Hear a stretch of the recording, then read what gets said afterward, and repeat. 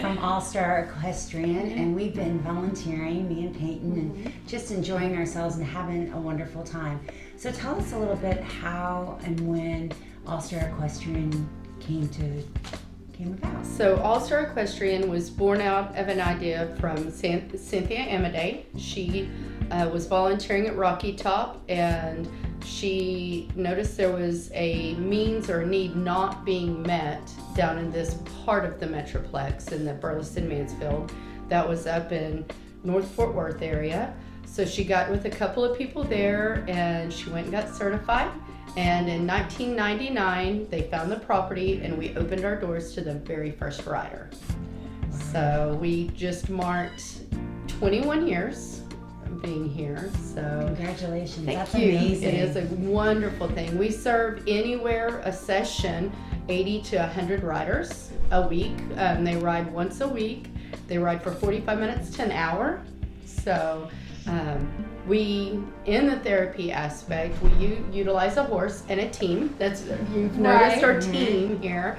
So the horse is their legs. A lot of these riders need to either build confidence within and or the physical aspect. They need strength of their inner core. Most people don't realize a horse has a 4D movement. It is a human's walking gait. So what it does is a horse is their legs. Most of our riders have never walked. So they get on the horse and the horse becomes legs, and it kind of tricks the mind and the body to thinking they're doing it, and their inner core starts building strength and muscles. They bring in that inner tone. Their first ride, they might not be able to make 5-10 minutes. They're worn out. After 45 minutes, they'll start gaining muscle tone. A lot of our riders have eventually taken their first steps within 6 months to a year of riding. Wow. So it also builds a team and camaraderie. You always have a leader or sidewalkers for support. We like to maintain the same group throughout the session. We team it up against, us as an instructor versus the team. And so the rider is always in charge. We tell them they're in charge of their horses, their people. We like to build it so that they, for the first time in their lives are in charge of something. Most of our riders live their days in a wheelchair.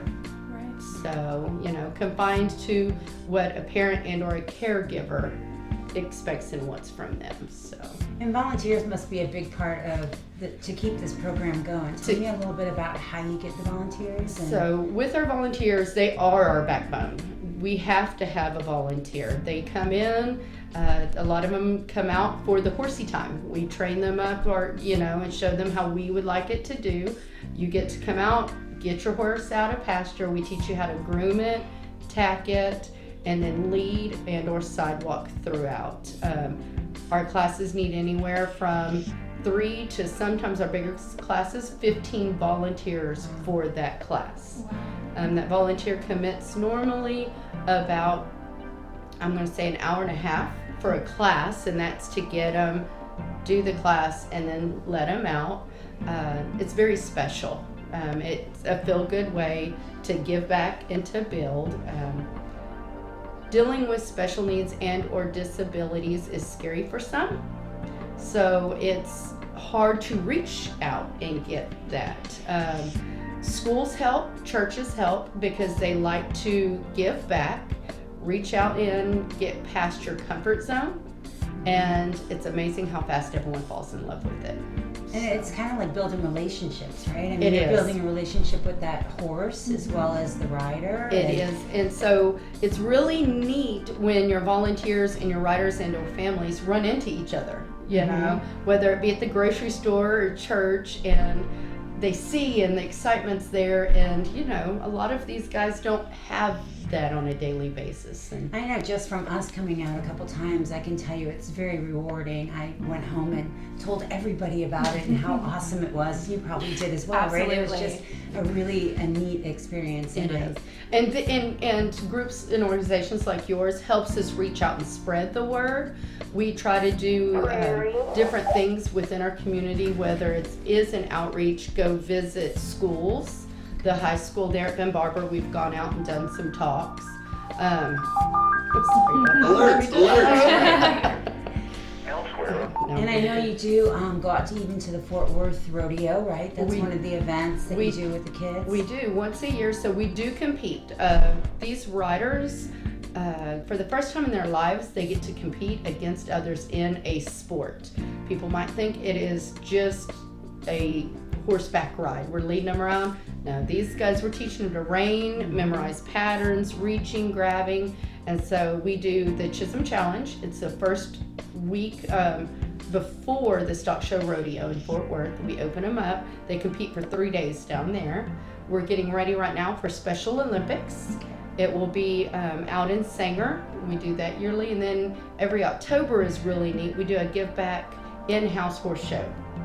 And we let them come and compete against all their peers here, invite all their family out, and it's a fun day for them, and they win trophies. They come out, they compete. And how rewarding. It is. It's a lot of fun, and that's when you really get to see them dressed up and ready to go, and you know, they're all in your there. hard work.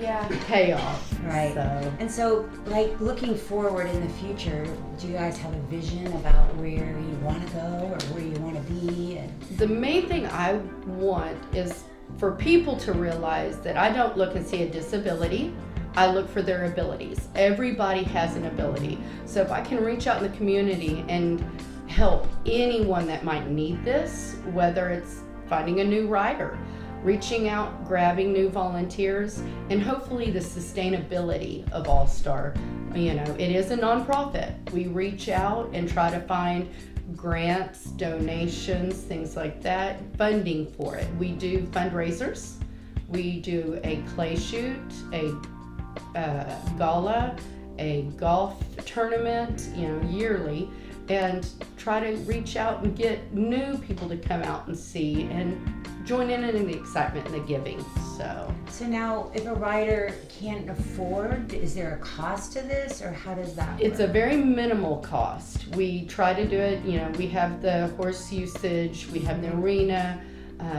Eventually, we'd love to be a standalone where we can purchase the property that is in the works, but that's a huge investment. So what we do is we do have to charge. We do have a scholarship though. Nice. And so we reach out for our funds, and if a family cannot afford it, we have a committee that gets it together, looks at it, and sees, and we do scholarship up to 90% of the fees. So Nice. So even if someone doesn't have the time to volunteer, they might be able to reach out and sponsor a scholarship. They can right? sponsor a scholarship, a horse, anything helps. Oh, that'd be If they awesome. know a rider, we have some riders that come in that are sponsored before they even get here, because everybody knows someone that Absolutely. could benefit from this and doesn't even know it exists yet. Right. So, you know, It's just been an honor to, reach out and volunteer, and I would really, really encourage everyone to, come make an appointment, come out, Please.